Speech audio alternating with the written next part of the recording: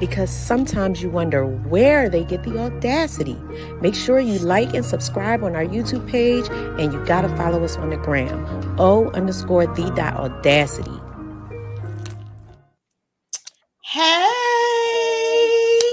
Hey y'all, pop in. We are live today. So I am so excited to be here tonight. I got my girls with me. Cookie, I'm Miss Cookie Baby. I got Jacqueline. I got Tay. Hey y'all.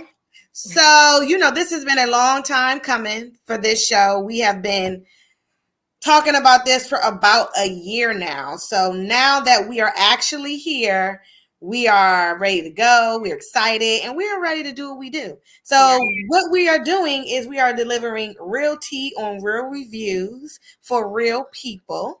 And and if you want to comment beside us when we get to going and start talking about things, please comment. And if you have not already hit the subscribe button on our YouTube page, please support us on our YouTube page and hit that subscribe button below. Okay. And again, if you haven't already followed us on Instagram, go to our Instagram page. It is O_the.audacity. And please tell me y'all know how to spell that. Okay. I don't want to have to spell it out. It's right there. It's right there on the bottom. So go ahead, hit that subscribe button. Hey, family. I see y'all popping in. Pop in. Hi, Stephanie. And hit the subscribe button and let us know. In addition, on our Instagram page, we do have some lovely bios about us. We're not about to get into all of our ins and outs tonight, but you can go to our Instagram page. You can check us out, check what we are about, what we got going on, our family dynamic, and all of that stuff. So, we just going to kind of jump right into it because we do have a special guest tonight, Miss Natasha, a celebrity star from Ready to Love. She's going to come and chit chat with us around 9:00. So make sure y'all stay in tune for the whole broadcast. So a little bit of that tea from that Ready to Love Miami. Yes, Ready to Love Miami has been something else. They have been something else. So we're going to get into all the Ready to Love and everything else. So let's just kind of do what we do and jump right into it. Well, if we're going to jump right into it, let's get right into this. Immediately off the break, some foolishness. That's what we're going to talk about. Oh my. Woo! Golden shower. Right to the Okay, well, so this has been a really, really heated discussion throughout Instagram, Facebook about our girl, young MIA, Carisha. Can I say it right? Carisha. She's serving. Yeah, she is serving Miami, and she, got her a good sugar daddy. But she went. I think she had Trina on her show, on her podcast, and she basically said that she likes having golden showers. So is that a thing, or is that like a generational thing? Because for me, in my old age, no one is pissing on me. Point blank, period. So I'm just trying to figure out if y'all could jump in them comments. Like, is that a thing? We need to know. Like, I'm so confused about that. I don't even know how that works. Like, do you get on your knees? Do he just shower you down? Like, come on, y'all. Are we still supposed to be doing the do after this has taken place? Because now, don't we all just feel dirty? It's nasty. I don't like it. It's a no for me. We're not pissing on me. It's not happening. I don't want to piss on you. You're not going to piss on me. It's just violating, actually. So no, it's not a thing. It's a preference, perhaps. We can live without it. Yeah, I think it could be a preference. But I think this younger generation, they're just into wild stuff. Like, I've never, I've been around a while and I never heard no one be like, hey, boo, let me give you a golden shower. Like, what? No. The audacity. Aunt D said just nasty, and I agree. That is absolutely no. It's not sanitary. It's toxic waste. Like I said before, we like being toxic, but that's a little too toxic for my taste. Just like original urine needs to be flushed down, that whole idea needs to be flushed down. We give it Somebody sent me a thing on Instagram, and it was like, R. Kelly's response to Young Miami talking about golden showers. It's cool when they do it. It's a problem when I do it. I don't think it's cool when anyone does it. So let's nip that in the butt. No, it's not cool at all. But look. Yeah, she's winning right now. She got Diddy. He's bossing her up because right now she's living the life. She's like, well, hell, if you want to golden shower, I mean, another $300,000 in the bank account won't hurt nobody. So. That's a pissy 300 million. Yeah. Joseph said way too much oversharing happening these days. Just become the topic, just to be the topic. So yeah, it's a lot of clout chasing going on. A lot. Yeah, because this has been like a thing. Last week was what was Kevin? Was it Kevin Gates was last week talking about he drink urine. So it's a no for me. It's an OD audacity for me. Done. Yeah. We don't need it. Yeah. We got ID said piss on a hydrant. Exactly. That's what dogs do. Go out there, make your way over there, not over here. Yeah. Carisha, you got your 2 seconds of fame on that topic, and we are moving on. Gotta go. Yeah. She gotta move on from that. Absolutely. Yes. Okay. So in other news, our girl, the Queen Bee. So this right here got a little interesting. So we all love Beyonce. Beyonce can't do no wrong. So Beyonce did a 1-hour concert, y'all, in Dubai. Okay. She got paid allegedly a whopping $24 million for this concert.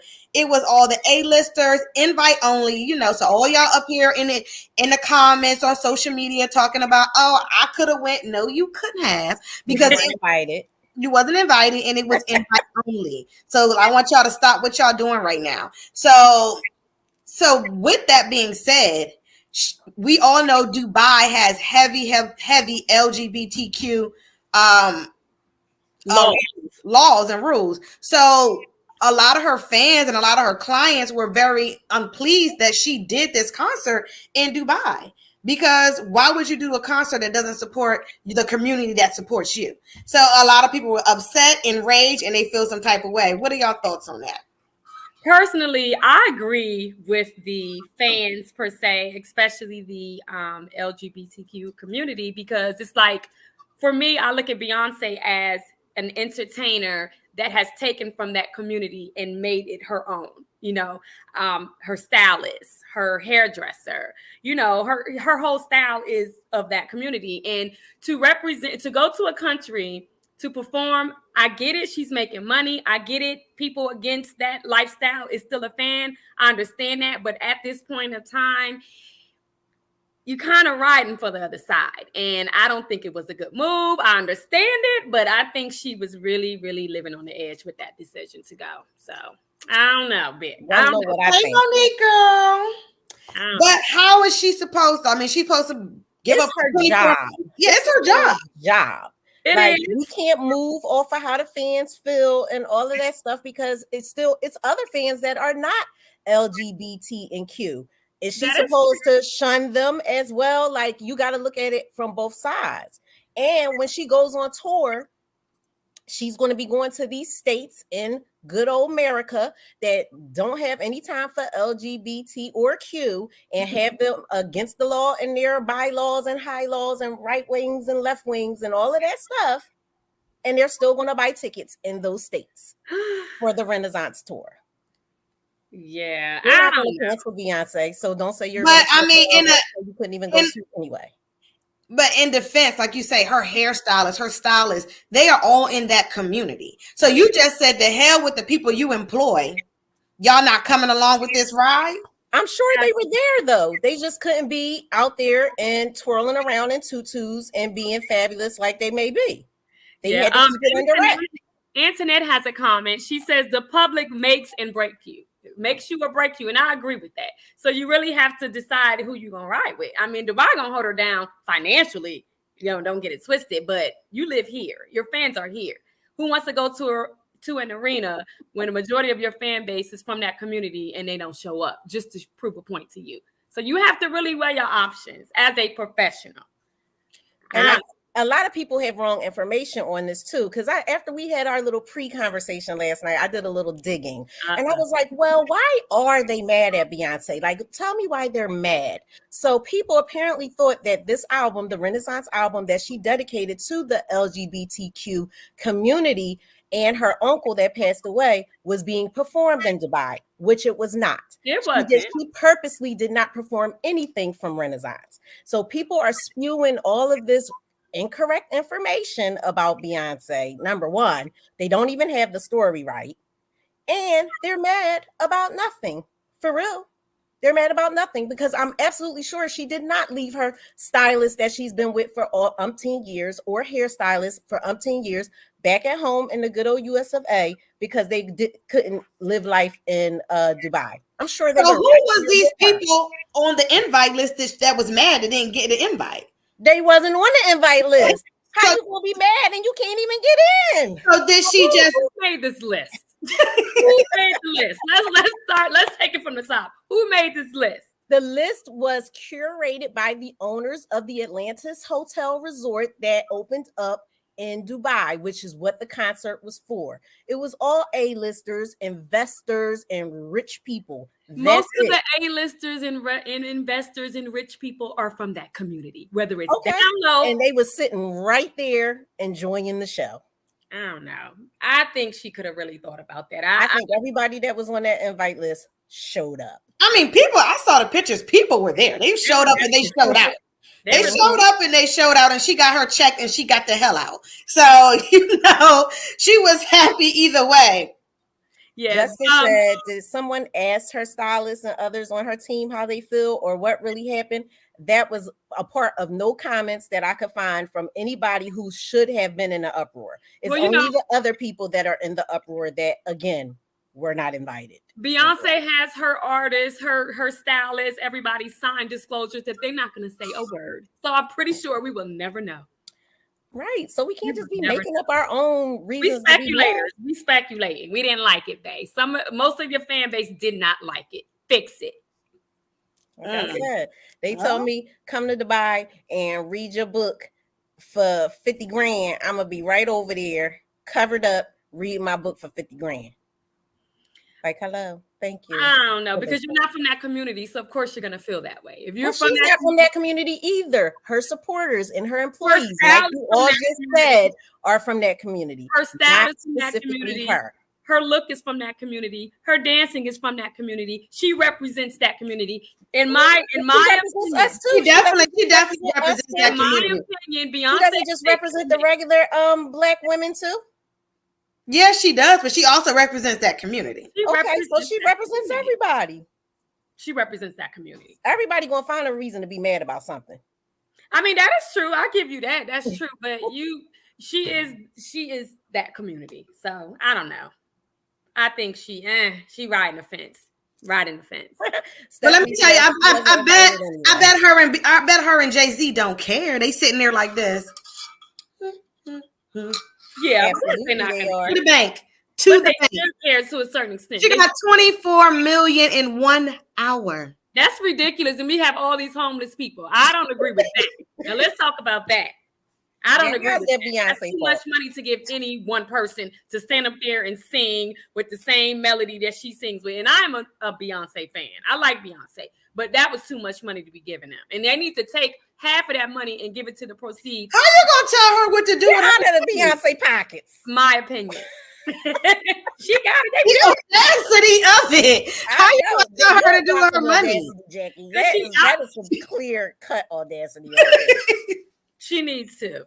She needs to support her community that she represents. How you know she don't support her community? I'm pretty sure she does. But since we got 24 whopping million, she can spread the love. That's little drops in the bucket to Miss Beyonce. She worth half a billy. Yeah.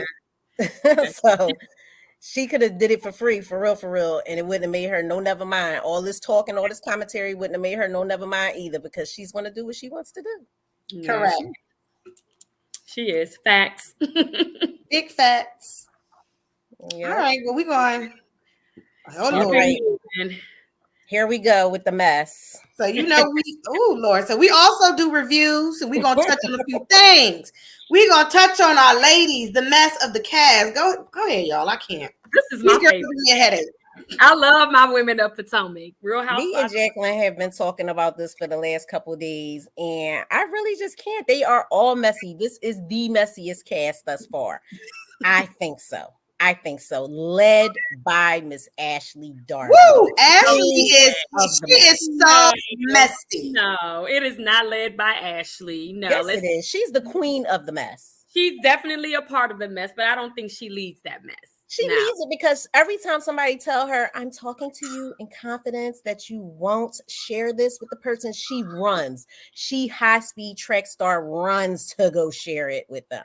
But guess what, Tay? They know she's going to share it, so they're using her to spread the mess because they too scared. Ashley don't give. I don't think nobody is scared of Ashley. I think Ashley is being super messy right now because she just left her twirling messy man, and now she feeling some type of way and want to be like Candace said. You want to be all up in everybody else's business because you couldn't control your husband. They're all in everybody's business. We're in their business. This is what we do. I know that's right, Antoinette. Robin thinks she has arrived. Sit down. Oh my Robin. God! Right, Robin. What did Robin do? But defend her man. She has her hat company. Don't do that. She has her hat company. Make me choke on this. She has her hat company. You know, Gigi Sim says misery loves company, and yes, girl, they love it. They love it. They love it. Defending no man. Robin, and she is TMZ recording everybody else interactions and altercations, and then say that she's not in it. She's just playing every side. I can't even say she's playing both sides. She's playing every single side, except for the side that's against her. She ain't never. So, what do you think? What do you think about Robin and Wendy making up? What do you think about that? I felt like it was phony. Yeah, I felt like it was forced. Like, Yeah, like, They was right over it again, arguing like 30 seconds later. What about Mia and Wendy making up? What do you think about that? I think that was a little phony too. I told y'all what I think about Mia. She is not a good friend to anybody on that show. You can't even be a friend to somebody who's been your friend for 30 years. Y'all got pictures from when y'all got on K-Swiss and freaking, I don't even know what kind of jeans those were. And now you out here blasting her because you on TV getting a check? Oh, no. I think there's a little bit more to it. I think it's a little layered, first of all. I definitely think it's a little layered. So, but I definitely think who is messy in these last two episodes has been my friend, my boo, Miss Karen. I can't. I love Karen. I can't. Karen has said to me, the dawn is dawning. Okay. The dawn is dawning. She definitely, I think she mad because, was it Sharice? Was it Sharice? Is it Sharice? Yes. I think she mad because Sharice like, look, I started this franchise and I'm coming back and I'm about to take it, baby. And I think she's sitting back like, how and why and with what? You were born in on season 1. Nobody cared about your champagne room in season freaking 1. It's her franchise. She started that's like Nene Leakes. Like Nene Leakes started one in Atlanta. Sharice is no Nene. No. But you gotta also remember when she started, she was like having marital problems, going through a divorce. You know, now she's coming back. She seemed a little spicy. Like she dropping receipts, doing a head, nah. You know, like shaking tables. She's shaking the table. So I definitely think that I think she's, she's trying to get a spot. I would say that. And Karen, I think right now she's a friend of the show. She doesn't have a normal spot on the show. She's a friend of the show. She's like Marlo, but not even Marlo because she's no Marlo either. No, she's not young and spicy, but Marlo ain't young, but she definitely spicy. Yeah, she's definitely spicy. You gotta have one or the other. She balances out. She balances it out. But I think Karen was being really messy. I thought I like, oh, he's walking down. I heard he walking around in Georgetown. Like, that don't even sound realistic. Like Georgetown. Especially if you in the bathroom, especially if you in the bathroom bent over with the help. Why don't you just be quiet? Like, if you got skeletons and you know the girl that was your girl and it ain't your girl no more, knows about your bones, just be quiet. Just be quiet. Yeah. Karen, you could have brought her. Karen's gotta have a life too. You can have a life, but don't walk around like you just miss it when you got some skeletons in your closet. Karen knows she need to be quiet now because now she knows she be dipping and diving up in these streets in DC, and I be outside and I be. You know, so she just said Karen needs to sit her down. So you know she be dipping and diving, and people be watching. And if you live in DC, this is a small town, and one thing about it, people gonna talk. Yes, they are, and you will be spotted. Yes, so there's no way that you're on any TV show and think people are not going to recognize you and you're not going to be spotted. Mm-hmm. And they will go run and tell that. So just like we saw Karen in the club that night. Sure did. Look, young and vibrant. Okay. Listen, I ain't mad at her. I love Karen. Miss Hughes. Like I said, she's dawning right now. She's dawning. I'm gonna give her little dawning award. So you know. Auntie is not playing no games with Karen. Do you think there should be an age cutoff for this show?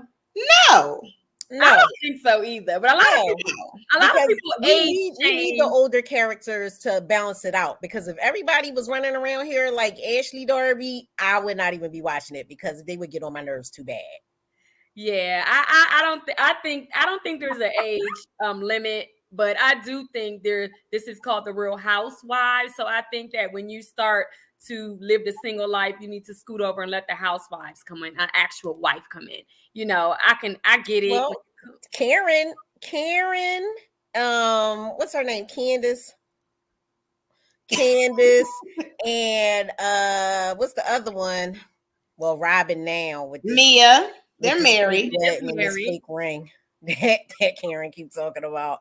And Mia and Wendy's happy. Yeah.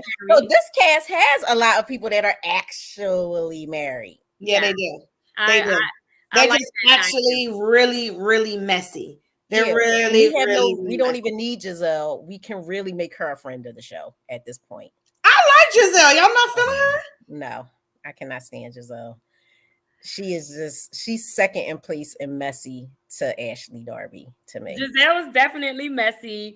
I think this season Giselle has calmed down a lot, but I really think it has a lot to do with her daughters being real, keeping it 100 with her. Yeah, we are older. You look crazy on this TV. Calm down. Absolutely. Our dad is messy in the church. As F, okay? He up in the church messy. Oh my God. Don't even get me started on that. Then send us on a whole nother tangent about that church and them being messy. Yes. Monique said Karen, Mia, and Ashley are the only housewives. Candace and Wendy's are married. Well, Mia's got a job, don't she? She's the owner of the joints and all of that. She's the owner of the joint, She's the boss chick. Ashley got her $1 million babies and ran with that check. Because we know why she married Mr. Darby. Okay. Like there was no secret behind that. He was trying to get with Robin's man. He is feuding. He definitely was a couple of times. Poor Juan Dixon. They just dragging Juan down through the mud, baby. Juan went Baltimore. Down. He said, "I will cuss their ass out." I was cracking up after that episode. Robin, why did Robin call him? Robin was wrong for that. Like she's so messy. She about to set her man off. Yeah, we don't do that in real life. That's a good question to just wrap this up. Like, are you going to call your man just to set him off about some women female issues, some Some messy women at that. But I think it was some truth to it. So I think that's why I hit a nerve with Robin. I think she's heard that rumor. And when she heard it, she's letting him know, see, this is what I'm talking about. They talking about your ass walking around with this blonde chick looking like you. Yo, I don't like her either. She looked like me. She looked like Robin, though. I mean, she looked like Karen. That was too much. I'm still confused on that. She said she looked like me. I think Karen was trying to say she was of a certain age. This lady is of a certain age that Juan Dixon is around here tripling and trappling all up and through Georgetown with. Now, this may not be true. It may be just Karen being like, well, y'all keep talking about me, so y'all keep making up stuff. Well, it might have been old news. I might just make something up too. It might have been old news, not new news. Some things are just old, and they already dealt with that. Well, Juan made a comment to Karen, and she said that he told her, if I were to have a threesome, you would be number 3. So, I don't know. I don't know if I believe that. I think that's cap. I don't know if I believe that. I don't know if I believe that. Thing that come up and it just be like a cap. Like, that's cap. You don't think Juan said that? No, I don't. I don't. All right, we're going to segue right into our next reality review. We only have a few minutes to go over this one. It's a little, y'all tell me what y'all think, because I am here for Love and Marriage DC. Yes. So this one right here, I'm here for it. It is giving me the DC vibe that I think they didn't have on the Ready to Love DC. They didn't have on the Ready to Love Potomac, and they don't have it on Real Housewives of Potomac. But this show is really, to me, capturing a DC vibe. If y'all are from DC, let me know what y'all think if y'all watching this show. So they have the Sylvia, they have DJ Quick and Ashley. DJ Quick, he is a celebrity DJ. Then they have the Tylers, which I really love them. Mr. Jamie Tyler is a retired, I think, police officer. He just retired. And Arena, his wife, the beautiful Arena, she is an entrepreneur. Then we have the breakout stars from my show, Ready to Love Potomac, Clifton and Joy. So they have been added to this cast. Mm-hmm. We don't have Winter on this picture. And then there's another new friend of the show, Sherelle Duncan and her husband. Now, this show looked real messy. Okay. First of all, they are just coming in hot. I mean, there's a lot of personalities, I'm going to say, big personalities on the show. And I think when Monique Samuels left, I think that really let them be able to, because I think Monique Samuels was kind of like the face of the show.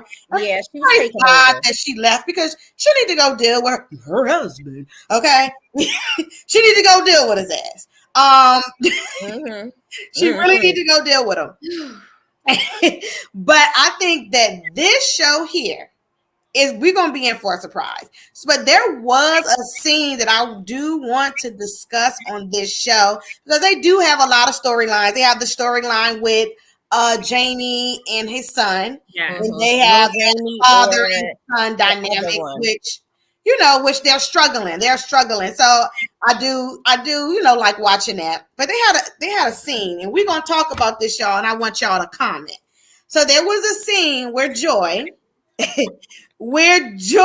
was sitting there and she was really excited, like, oh my God, I'm about to speak at the Steve Harvey's Foundation to single women that are ready to love. Single mothers that are ready to love. Single mothers. Well, single mothers that are ready to love. And Ashley, honey, she grabbed her pearls and she said, are you a mother? And Joy was kind of like, I'm speaking at this foundation. That's what I'm doing. And she was like, okay, but do you have kids?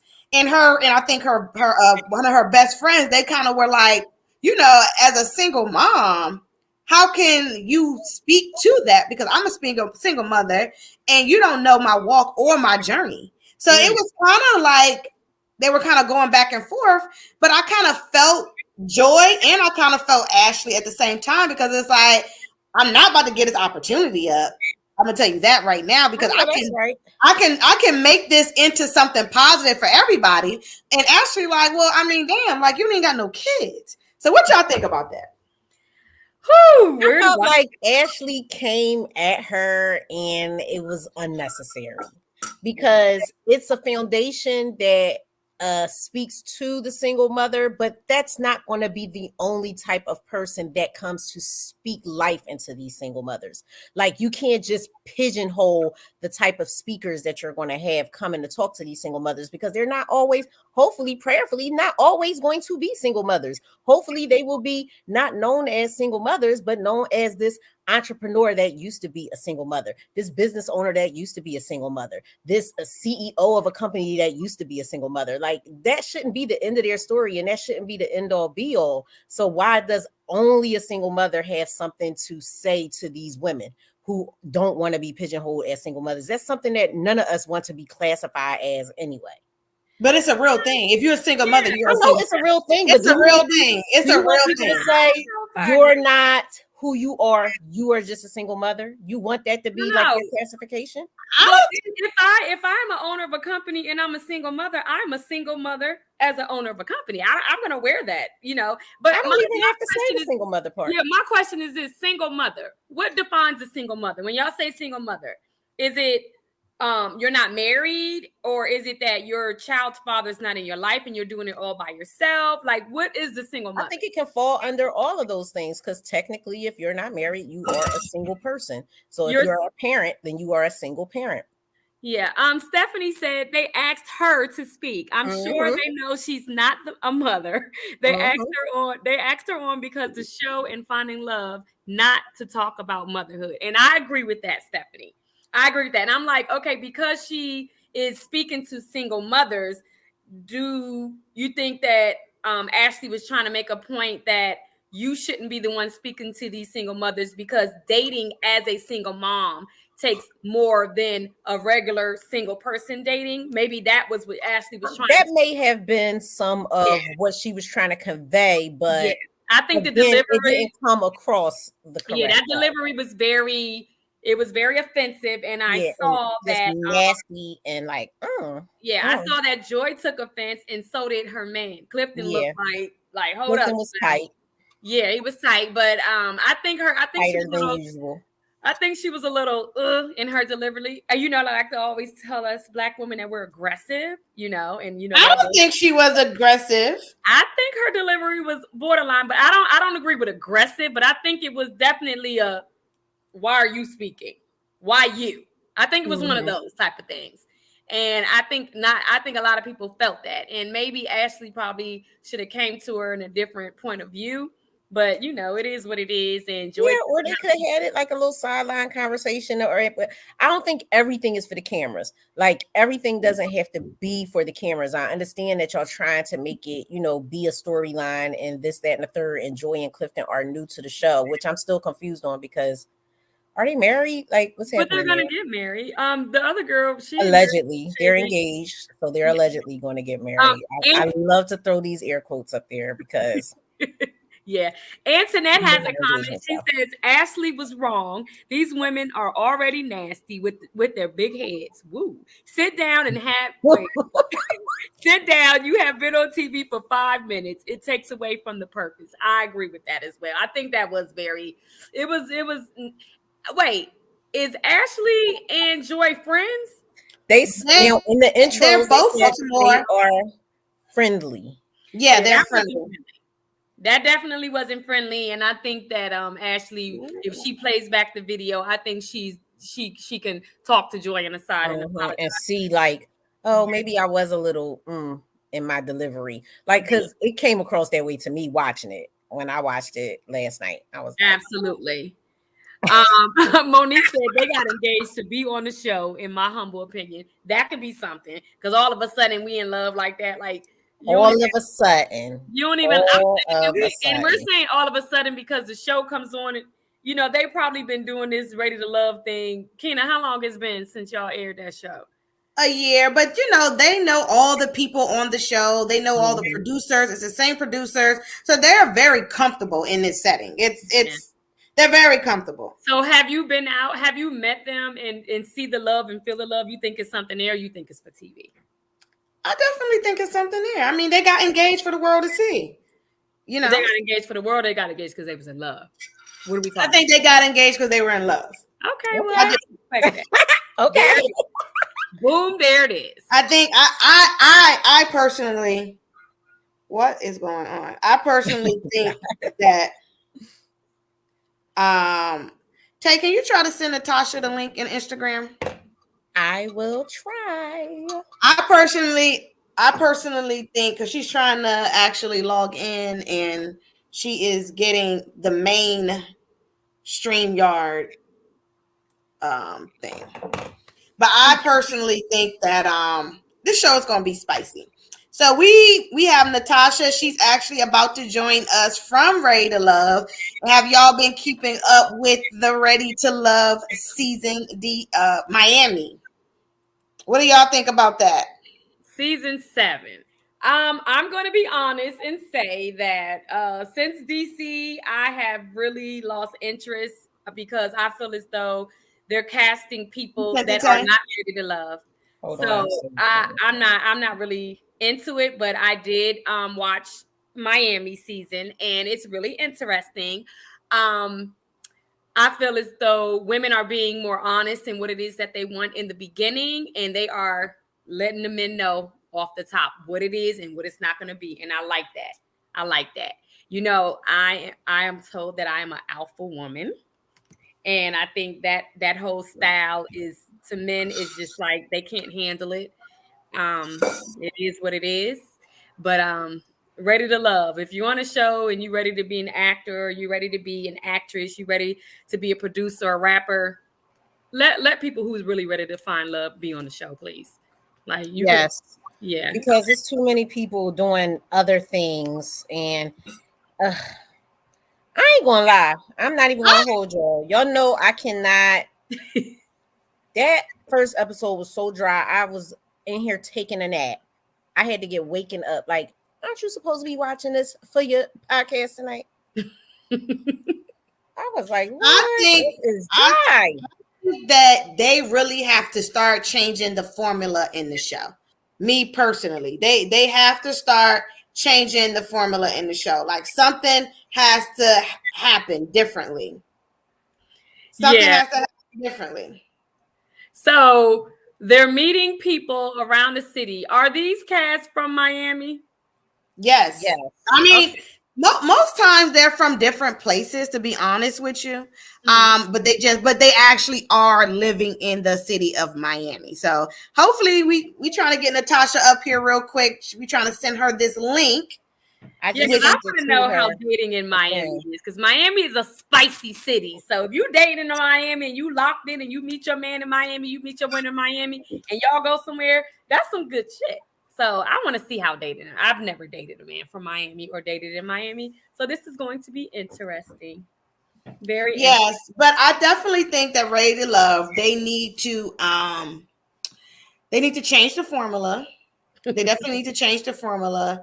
They need to really get people on the show that want to, now to me, it's becoming to be like a clout chasing thing. No, I think it's like you're not even looking to be in a relationship, and that is what is just turning me off of the whole thing. Like, y'all on here just to get y'all little minutes of fame or whatever, and I get it, I understand it, but find a different platform. Like, go on Survivor or something. Go run across the beach.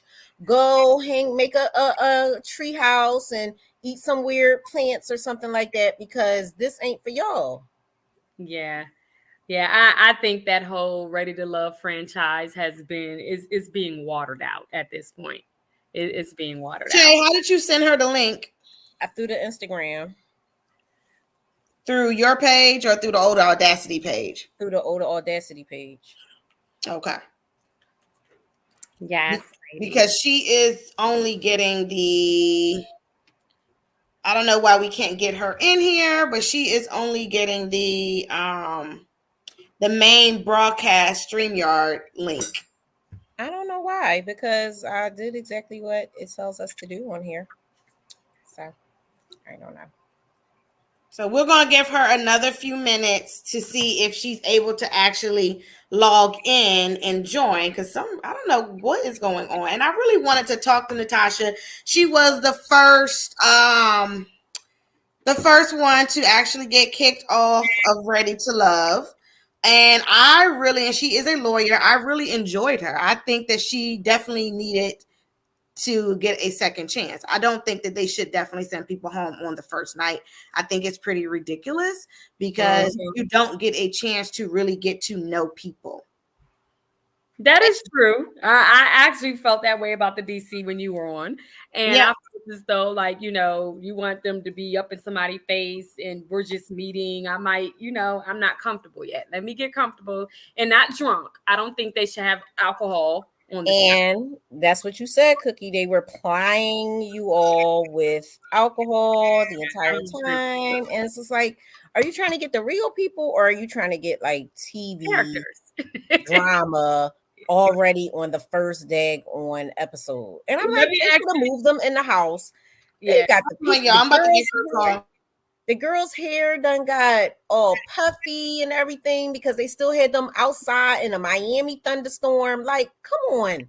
Yeah, that was what is happening right now? So let me ask you to say, if you single woman living your life, you get approached by casting, like we have the show coming to Maryland, we're coming back, Ready to Love. What are you doing? What are you doing? What am I doing? What are you doing? I am not going on that show on this day and age. You wouldn't do it? Last year around this time, I probably would have went on there and just tried it out and see. Well, you know, I tried out for a reality show that was supposed to be in the DMV area, and it was supposed to be based around women who have been divorced before. Okay. So I did try out. I made it to like the 3rd or 4th round of casting, but they decided to go in a different direction. So I wasn't able to get my 15 minutes of fame on television. Y'all know I would have been excited to be on the Tizoo and actually have everybody enjoy my comedy as much as I enjoy it and my friends do. Yeah, I personally, if I was a single woman ready to love, I can't do it. I couldn't do it because I don't think I have a poker face, but I wouldn't believe anybody on the show. I wouldn't. I would think that everybody was cast. Everybody's on here to get to another level. I wouldn't believe it. Just like dating sites. Like, of course, I've been in a relationship basically my whole adult life, but to me, to go on a dating site and you have all these catfishing going on, you have all these, I'm a man, but I'm really a woman. I'm a woman, really man. I just couldn't do it. I couldn't do it. I tried the dating sites too, and I just couldn't get jiggy with it, Jacqueline. I would much rather just meet people in real life because it's too much going on the internet, and it gets boring after a while. This was during the pandemic where we couldn't go out and we couldn't go like meet people in person. So I was on this one dating site. I think it was called Bumble. But it was just a bunch of swiping left for me, like, ew, what is this? No, absolutely not. No. And then if I did find somebody that I found that was attractive that would make me stop swiping, okay, they had nothing to offer in conversation. It was just like, that's my point exactly. A dating app. You're going to be told everything that man wants you to hear. Like, who's believing that nowadays? I just don't understand how these apps. You can even lie about your height. You can lie about everything. Like, if you tell me you are 6'1" or 6'2", and then we decide to meet up and go out, and you bring your little 5, 7, 8, 9-ish person to me, I'm going to feel some type of way. Like, yeah, what are we doing here? You lied. I could never. I commend Cookie on doing it, going out on the ledge, because she was actually one of the ones that didn't have an agent cast her out. She was really at the point in life where she was looking for love. And it's just like, y'all presented me with this cast. That's not going to work. It's not, you know, Cookie has no poker face. Okay. None at all. As we also on episodes 1 and 2 of Ready to Love Potomac. Yeah. Online dating is frustrating, Stephanie. And the good men never come up in our feed because they're bots and they're not real people. Say it.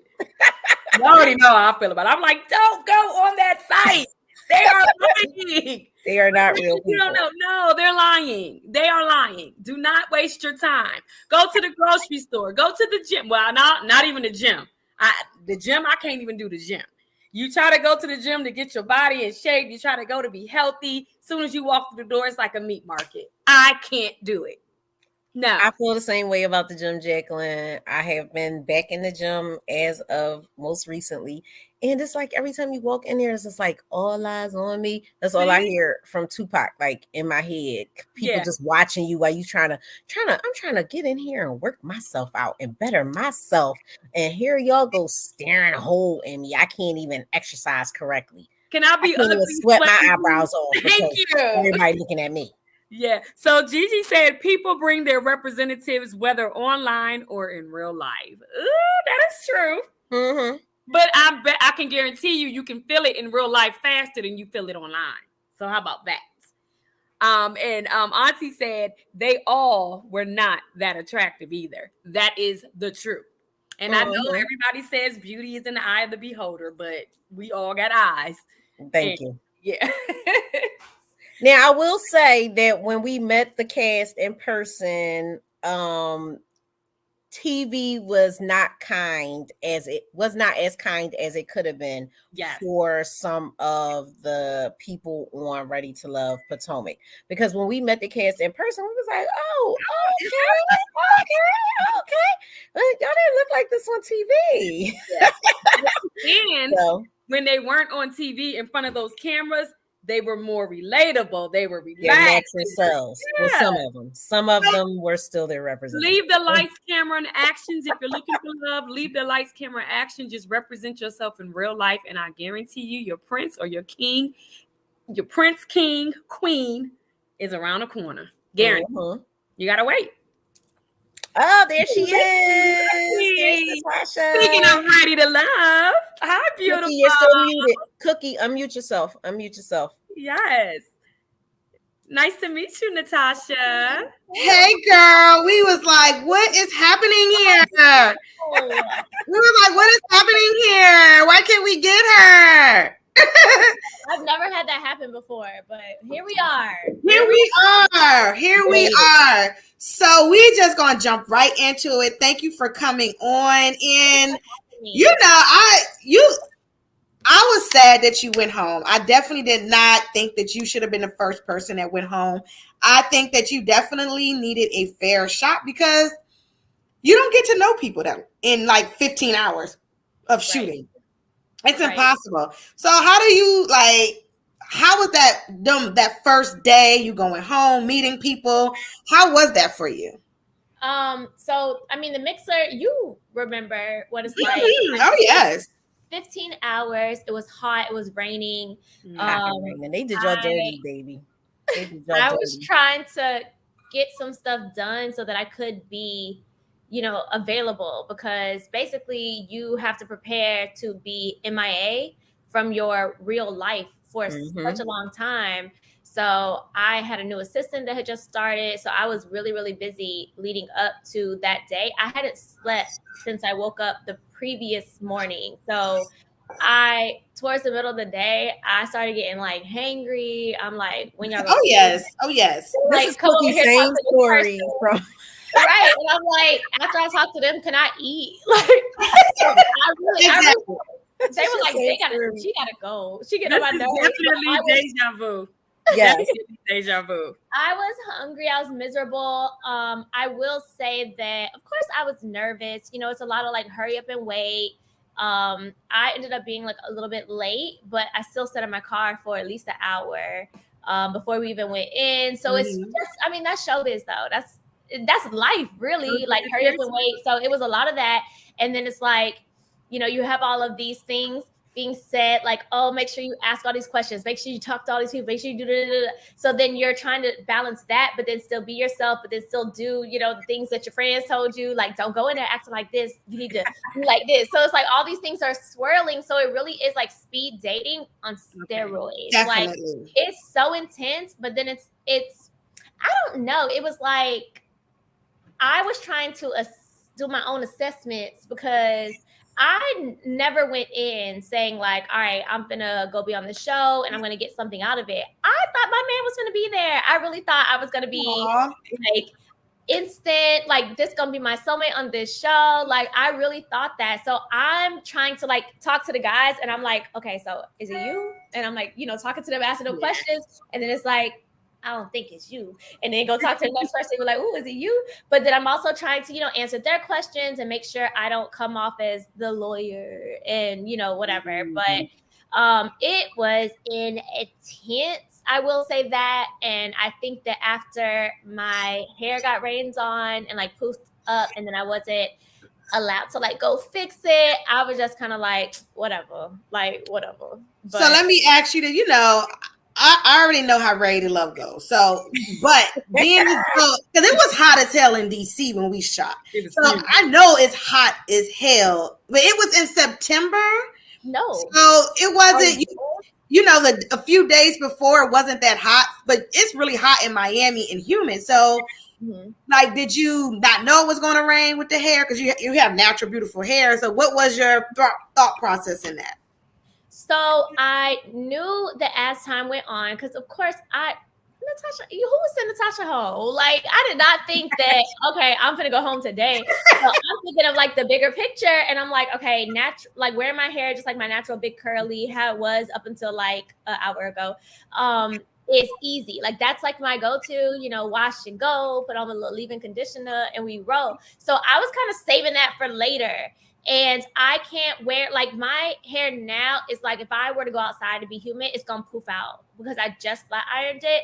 But if I wear my hair straight for a few days, start to get oily, and then I do the beach wave crinkle iron thingy, that's my humid Miami hair. Like that's the hair that survives. And that's what I came in there with. And it was fine. Like honestly, I wish that I would have, like hindsight, I wish I would have reached out to someone from previous cast to be like, what can I expect? Never did I think that we were going to be outside the entire time when it's this huge mansion. Like, can we be inside? They got to do better with that. They have to do better with that. So I never thought that. But then I also did not think, it's Florida. Yes, it rains, but it will rain for like 5 seconds and be done. Did I ever think that I would be put in a situation where I was going to be getting rained on? Never. So I didn't prepare for that. I should have just been. They didn't let y'all get umbrellas. No. So when they want you to be uncomfortable. They want you to be uncomfortable. Yeah, and I was. But I don't think, Natasha, I don't think your hair sent you home. I just think they were intimidated. Oh, no, me either. But that made me kind of feel like I'm just like over it. Like, I'm like, can I go flat my hair? Like, can such and such. They just want to put you in the most uncomfortable situations and try to break you. But like, y'all trying to break me on day one? Day one? So are you from Miami, Natasha?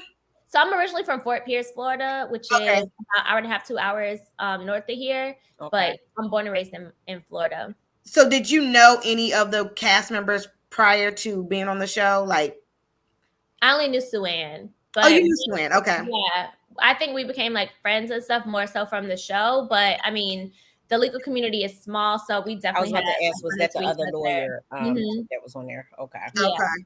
Everybody else was a stranger. Like I had never seen like ever run into, which was like weird because I thought like, oh, I'm definitely gonna see somebody I know. Right. And what about the Miami one? Did you know anybody from the first season of Miami or no? Mm-mm. Okay. I have friends that knew people, like, so they were like, oh, I dated him, and I'm like, okay, and like the next season come out or whatever, I was like, oh, I dated him too. I'm like, well, dang, okay, so these guys were out here dating. I just didn't come across them, so they all around. So you have made a comment. I want you to explain this. You said, I am not a pick-me girl. So what is that? What is a pick-me girl? What does that mean? Who said that? You did. I am not the pick-me girl. You said that. So I think of a pick-me girl as like, they just say whatever the person, usually a guy, like wants to hear. So they're like, if the guy says, oh, I love when a girl, I don't know, likes to give massages. Oh my gosh, I love giving massages. I do that. Yeah, oh my gosh, that's so crazy. I was just about to say that. And I definitely have talked to guys before where they say stuff and I'd be like, oh my gosh, that's me. or like, you know, we have a lot in common, but I can't fake it. Like if they say that, I'd be like, oh, that's cool. Me too. I like getting massages too. I can't like just speak it to make the guy like me, because when it's time to do the massage, I'll be like, my thumb hurt, you know. So I just can't do it for that purpose. You know what I'm saying? So did you find a lot of the that being Joe in Philly? Like you're being very Joe right now. So did you that's that Philly find that a lot of the guys wanted to be chose? Like that were like they wanted, because I feel like Ready to Love is set up for the woman to find the man. You know, like I feel like that's how it's kind of set up. So did you kind of experience like it's like, okay, here's the man, here I am, come get me. You know, like were the guys kind of acting like that, or like how was that vibe in Miami when y'all was on set?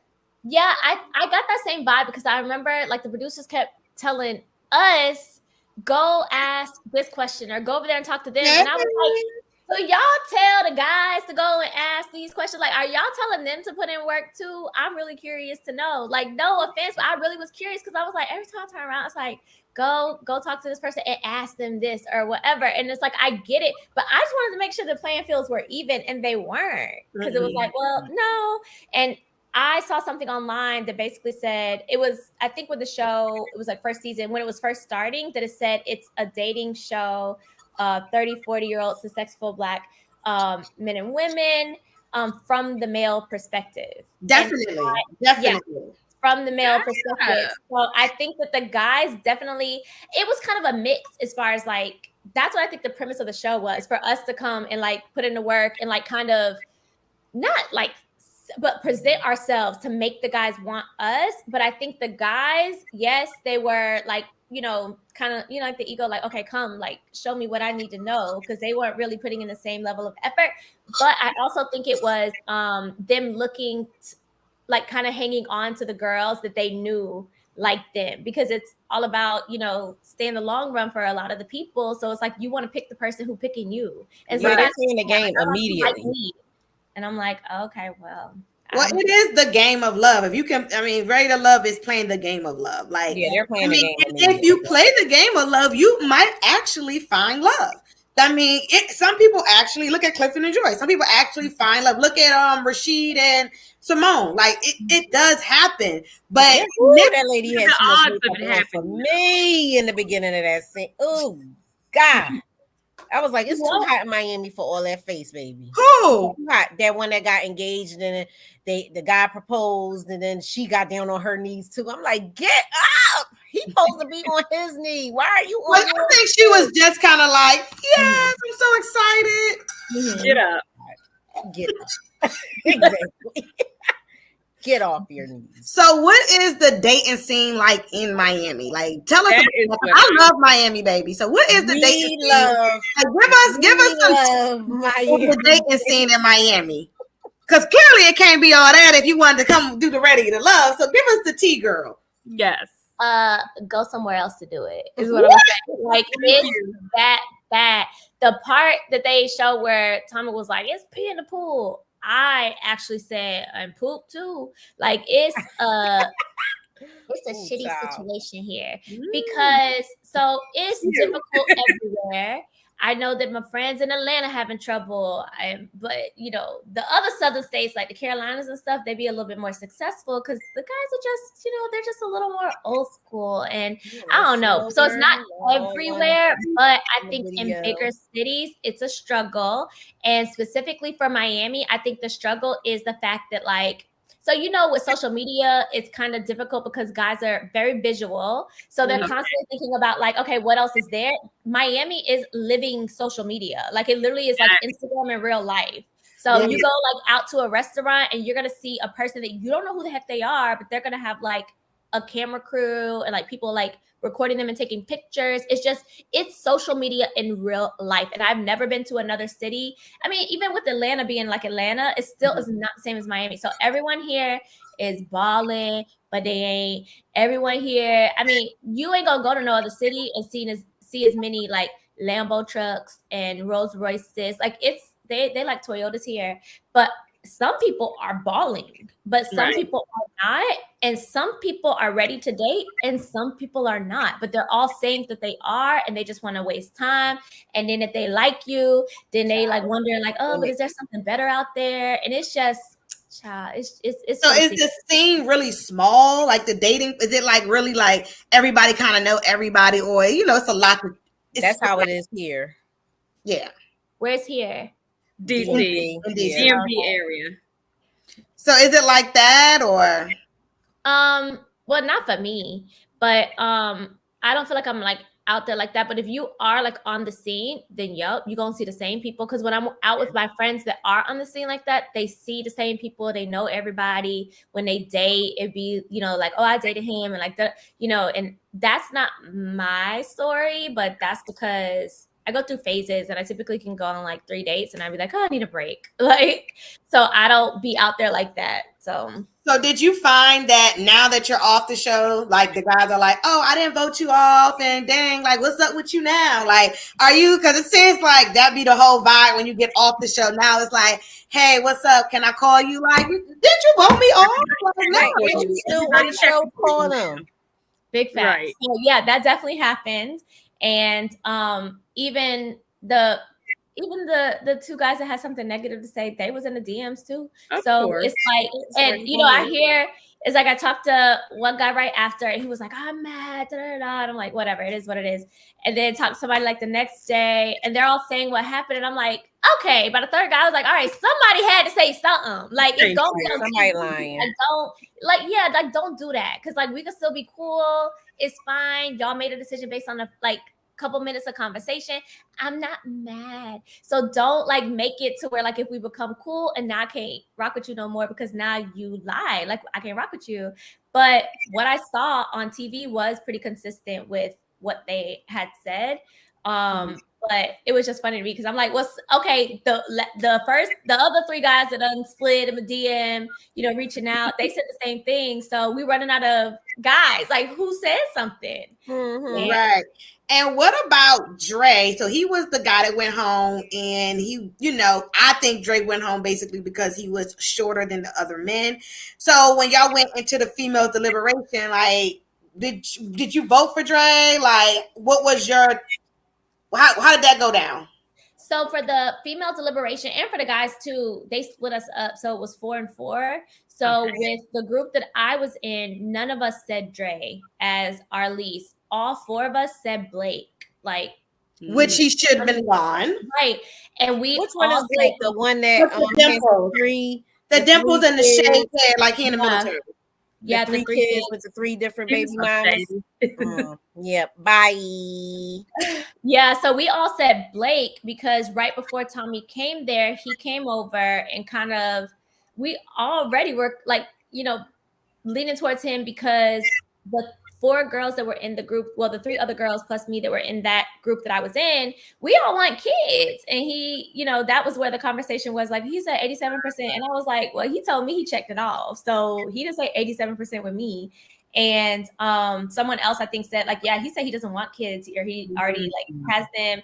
And then he came over and he kind of like rubbed us even further the wrong way, where I don't remember exactly what the conversation was, but I was like, he came over and was like, doing an interview thing, like asking questions. And then I was like, okay, now like, what's your answer? Like, what you feel about whatever? And like, he didn't really want to say. And then I think he told Corvea like, oh, so you would be willing to miss out on like your true love or something because they don't want to have kids. And I was like, well, if she wants kids and that's part of her goal, then that can't be her true love. Like, her true love will be wanting to like, give her what she also desires too. It wouldn't just be so like ABC black and white. And it was just like, like, it was just very like, ugh. So when he left, that was a cinch of arrogance. It was like, ooh, y'all smell it. And then he, like, Tommy came back. So it was like, he's gonna be the next Corey. He gonna be out of here. Well, he's like, y'all not feeling, and we all said Blake. And then, you know how it goes. And it's like, so we go around, we say like who we are feeling, who we not feeling. All of us said Blake for not feeling. We said different people for who we were feeling. And then Tommy was like, all right, give me somebody else that you're not feeling. And I was like, I I mean, as far as like an absolute no, I can't really say that. And I was like, I think that I get more of a friend vibe from Dre. And two of the girls, one of the other girls said the same thing. Like, I get more of the friend vibe. The other two girls said that they like Dre. So it wasn't us. Like, height a factor for you? Like, you know, would that have mattered for you, his height, or would you he could have possibly been a contender? So I don't even think the other girls that did probably say like Dre like is in my bottom or whatever. I don't think it was just the height, because a lot of the girls on the show have dated shorter guys, me included. Like, I dated a guy for almost 9 years. It was like 5'6". And while I'll say, you know, they'd be like, what's your type? I'd be like, girl, 6'3", chocolate brown, Right. like a little, whatever. But is that going to be the man I end up with? Maybe not, because I am more concerned about like, do I rock with you? Like, do I have fun with you? Are you funny? Like, do you smack when you chew? Do you have good hygiene? Like, those things are more important to me. And I just think that if he would have had like a different kind of vibe about him, then it would have given off a different impression. Like, it didn't leave, you know, like anything where the girls were like, I could see myself romantically with him. Like, enough of the girls like that. So I don't think that it was just his height. I really don't. Right. I think like Magnetic Repellent says both Cookie and Natasha got voted off in the episode 1. RTL really effed up on both times. We agree. D. Davis says plus Bake looked a little different than other brothers. He looked like he could have been on the low. Oh! You know, it's the shade signs for me. We don't want I don't like them like they mad at Beyonce. I like a man that got a taper cut, like, you know, the temper tap. Like, this joint is just shaved and the high top. I don't trust a man with a high top like that. I'm just gonna say that. Like, you know what's so funny? Party kid. There's so much about like the appearance of the guys I did not notice until I started hearing stuff, and I was like, I went back and looked at his haircut, and I was like, oh shit, it is kind of like a mohawk. What was the man with this little curl, with this little S curl? Yeah. But it's like the audacity of y'all to kick me off the show. The audacity of y'all to kick me off the show. Like, do y'all not know? Natasha is like, come on now, stop it. Exactly. Stop. That's what I was looking at. Like, but again, I really think that the first day production is the people that actually kick, you know, you off the show. Like you were hot, you were complaining. If you're complaining and not really going with the flow, you know, it's gonna, because they have to, especially when they have your season in Miami has the y'all have the surprise people they brought in. So when they're actually bringing in those surprise dates, I think production definitely is, they take a hand in voting off the first person. And how are y'all bringing surprise people on the first freaking episode? Like, we just got here and you already bringing, it was the second episode, but it was still like the first because y'all taped that all at one time. But it was like, why are you bringing these extras in? If you wanted them to be here, you should have just brought them in the beginning with us all. Mm-hmm. They think it makes the show. I don't know. I don't like it. Because they could have left that old whatever his name was, that was like 55. Fabuloso. I could have left him right where y'all see on him. He is old as Fabuloso. Okay, how about that? I love Fabuloso. Well, shit. He was on the wrong show. I don't care what nobody says. That was not the right show for him. He might be a great guy, but that man is not 45 years old. He is in his 50s. I don't care what nobody says. Secondly, I don't even think he's really, I mean, he's in Miami. I don't think he's really deals with black women of this type. I think the women that was on the show wasn't his physical type. Mm-hmm. And I just think it was just the wrong show for him. Wrong road, wrong show. That's why he got off the show. He should have been the first guy that went home. Like, why would y'all even cast this man to come in as a blind date? They wanted something different. They wanted to bring a twist. He was rubbing people the wrong way. I mean, Blake is doing the interviews. All he want to do is talk about having sex on the show. It's like, what? Like, we don't even know you, sir. Calm down. Yeah. So, yeah. Well, I mean, I know that sex is important for some people, and I definitely believe him that he was trying to like rock the boat and trying to feel out. Because I did my own assessment. Like, I want to say something. Like, I want to crack a little joke and see you get like, okay, I can't be with you because I be talking mess. So, but I think that he was kind of like, you know, throwing it out there hard, and then But I can ignore the reaction that my female castmates were giving. Like, I can't just be like, oh, I don't think that was that bad, because I'm looking at them like, and their, like their reaction is like, and I'm like, well, I can't ignore that. So do you guys hang out? Like, have you made friends? You guys hang out now the show has already aired, and how does that go? Are you friends? Who are you friends with? Who are your homies of the show? So like last Friday, I went to Anthony's house with Suanne. Who else is there? Andre, Marcia, and Cynthia. So we all watched the show together. Okay. The weekend before that was like Cynthia's premiere, even though y'all already knew she was gonna be on the show because they put it in the like.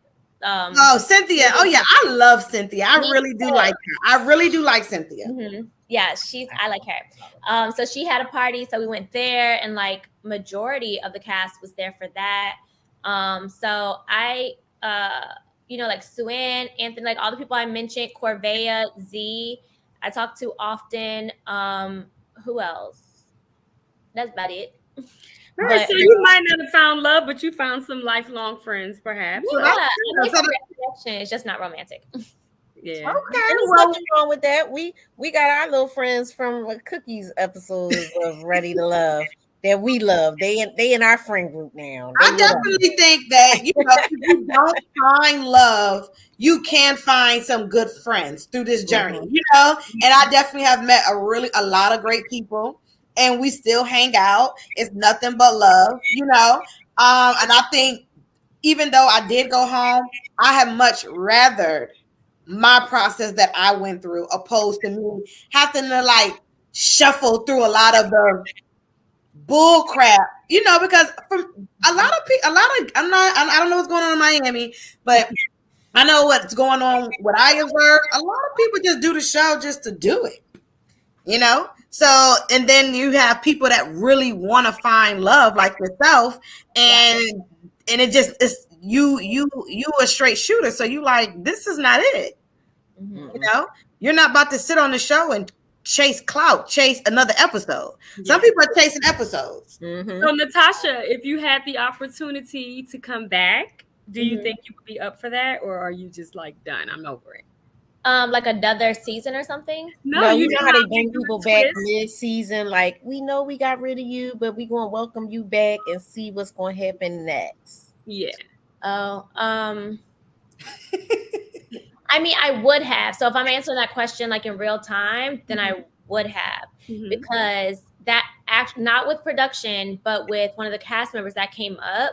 But I was like, so they were like, if they asked you to come back, you wouldn't come back. And I was like, I would have to think about it, because when I got back, like, it was stuff I needed to fix in the office, and it was just kind of like, and I was hearing about stuff that was happening still because I stayed in touch, and I was just like, yeah, like it wasn't really gonna be my thing, like my jam. But sitting here right now, because I've gotten to know all the people, I don't know that it would have been a good use of my time, and I could have potentially taken a spot from someone who could have maybe made a connection. Now, I don't know if it would have changed if I was there, but I really don't think so, because I've gotten to know them, and I just don't see where I missed any opportunity. I understand. What about a new cast, a fresh cast? You don't know them, you never seen them. A new cast, would you come back? I want to see him first. I think everybody should be allowed to see him first, because there's some trickery they playing on y'all. No, that takes away the whole purpose of the show, to see them first, because you're gonna let me see one or two. Somebody. No.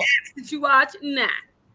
Yeah, I think that I would come back on. It's funny because I just did an interview and I literally said no to this question, but I think that the way that I would come back to this specific show would be if one of the producers that I've gotten to know said, I think we should bring you back. I think you could be successful with this cast. Okay. Then I would say like, all right, fine. But if it's just like, because like y'all already know, if they listen to one interview, they know that I'm not going to bring anything different. Like I won't complain as much because I'll know better, but I'll get sleep first. I'll eat. I'll bring me some snacks. Right. But as far as like sitting up there and pretending to like somebody I don't like them. Like I'm not gonna do that. So it's like if they're looking for that, they wouldn't call me. So I feel like if you call me, then it's like, oh, so you got some like, you know, you got some prospects I might be interested in. Then it's like, okay, maybe it's worth it.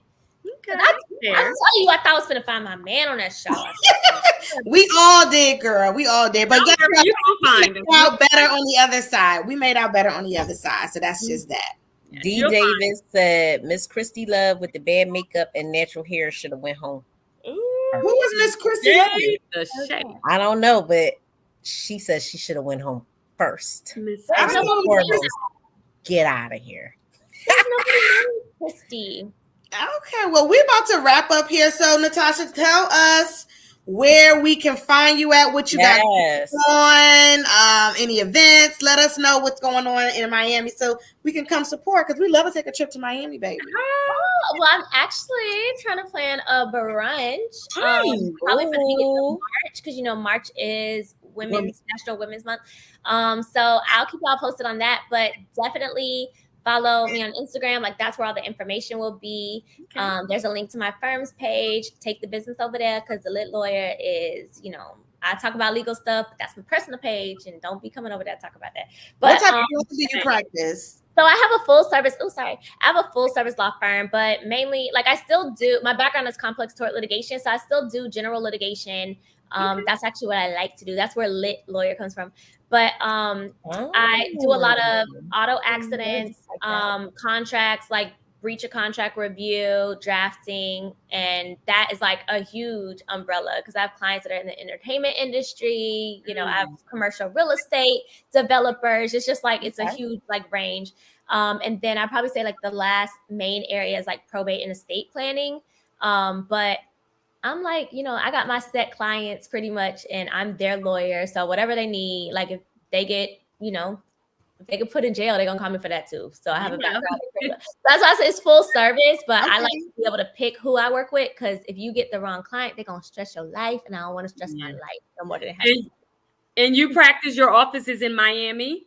So I have an office in Fort Lauderdale and Fort Pierce, my hometown. So I just basically go back and forth, but I be all up and down the state, child. Okay. That's excellent. I love it. Well, thank you for being a part of the show. And you know, we're gonna if you do a live, we'll hop on, whatever. We had so much fun just chit-chatting with you. Keep us posted with the brunch, okay? Women, I love to support women, so definitely keep me posted with that. And let me know if anything's happening in DC. I'll come up. And you gotta come up and hang out. There's always something going down in DC. So definitely, when we got an event, some women's events coming up, we can, you know, just network and just feed things off each other. Maybe do something together. You know. So it's all about helping each other out. Black women supporting Black women. That's what I'm about. We might even know a successful, handsome, tall, chocolate man. Now the girls do be knowing. They do be knowing. I'll tell you that, Natasha. And we're going to keep the eyes open for you when we call you. We're going to have them lined up like, girl, that's what we was talking about right there for you, boo. Absolutely. So, Jackie, you want to get into our final thoughts for our next episode so we can wrap this up? Absolutely. So, we were talking about relationships and all the mushy gushy, want to fall in love. But in relationships, there's traits, especially when it comes to women. We are known to have certain traits. Oh, she an alpha woman. Oh, she's beta. Oh, she's delta. So we want to talk about what woman or what type of personality do you have in your relationship? Where do you relate? And on that, do you find that your trait is causing you to not find your mate? So we want to focus on that. So I know personally, I was said to be the alpha woman. It is what it is, Give us some characteristics of the traits. Give us some characteristics so we know where to go with our answer. Okay, so there's 6 traits. Okay, so but the main traits, we have the alpha woman, the leader. Okay, the woman that knows what she wants. She's leading. She's known to want to wear the pants in the relationship. Calm down. I got it. Well, if you got it, get it. You understand what I'm saying? I'm so aggressive, and I mean, it is what it is. If you run it, run it.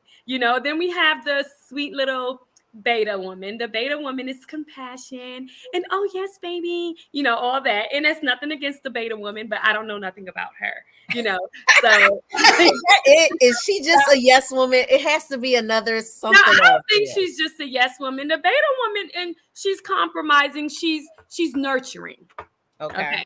So she's nurturing. So if you have that, type of personality, you're basically, categorized as the beta woman. And then we have the Delta. The Delta woman, I think I have a little bit of her characteristics as well. Let me see. Delta, I don't know much about the Delta woman, but she's more of the... I fell in the Delta category. She's similar to the beta, but she's more into her finances and appearances, Delta is quite reserved, extremely loving in relationships. And I'm reserved and loving. Excellent communication skills. Yes, I am. Okay. And then there's others. I don't want to get into it too much. There's the Gamma. There's the Sigma. Oh, Sigma. That's me. Okay, we got the Sigma woman. So give us a little bit about the Sigma before we leave. So I think Sigma is the perfect blend. And it's funny that you said in the beginning where you were like, does that play a role? I think that it doesn't affect, like what I actually am doesn't affect me in a relationship. It's the preconceived notion and the stereotypes, because people always think that I'm alpha. And I'm like, I would love to be passenger princess, but y'all be getting lost. Y'all can't drive well. I'm a very good driver. You can't even parallel park. Am I just supposed to sit here and let you, just like you driving my car, and I'm just supposed to sit here and be like, well, he got insurance. No, I'm going to try to be nice first and say, hey, do you want me to put the GPS in my phone? Like if we're getting lost or something like that, like, hey, you getting tired? You want me to drive? Are you good? And then eventually I'm be like, pull it over. Like, let me get in the driver's seat. I'm not like, I'm alpha by force. So it's like if I'm with a guy and I trust him to lead, and I've seen that he can and is capable of leading, I'd be like, whatever, he got it. Yes, he got it. That's how I am too. Yes, I don't have to, like the alpha has like the desire and the urge to like be in charge and lead, and I'm just like, and they're like, any volunteers? And I'm like, damn, I'll take it. Like, all right, because I gotta be in charge at work. You gotta be in charge in life. Yeah. Sometimes you just want to be that passenger princess. I am happy to be the passenger. Are you tired of driving? Hey, D.E. Nicole. Drive again. But if you're that passenger princess and he's going the wrong way for the third time, are you able let him know, like, oh, baby, let me put it in the GPS so that we can get. No, baby. I'm like, stop what you're doing. You're getting on my nerves. I'm not about to do this. I could have been there 10 minutes ago. Yeah. I'm not snapping immediately off the break. Like, you're not a snapper. No, I'm not going to be a snapper. Not if the situation is correct. If everything is correct and everything is on point, then there is no need for me to snap. Now, if you are not doing your just due, then I shall snap. Yeah, so those are just some of the characteristics. So take a look at them, see where you fall in. We're going to have a discussion on that. I think that's a really good topic, especially dating in these days. You can really, sometimes you have to stand back and check yourself. Am I too alpha? Am I a little too beta? Do I have a voice? Doing too much? Yeah, absolutely. I mean, sometimes we do a little bit too much, but when we doing too much, it's probably because they're not doing enough. That's what I always say. We're making up for where they're lacking with what they're not doing. Then we just start overdoing, if that makes sense. Yeah. So that's what we will end with, and we will start with next show. It has been lovely. Our first show. It has been. Yes, and thank you, Natasha, for coming. So that is it. We'll see you guys in 2 weeks. Bye, ladies. Bye, guys. See y'all.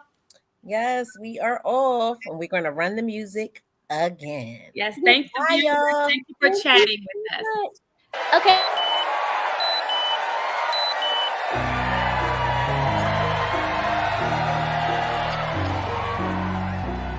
Because sometimes you wonder where they get the audacity.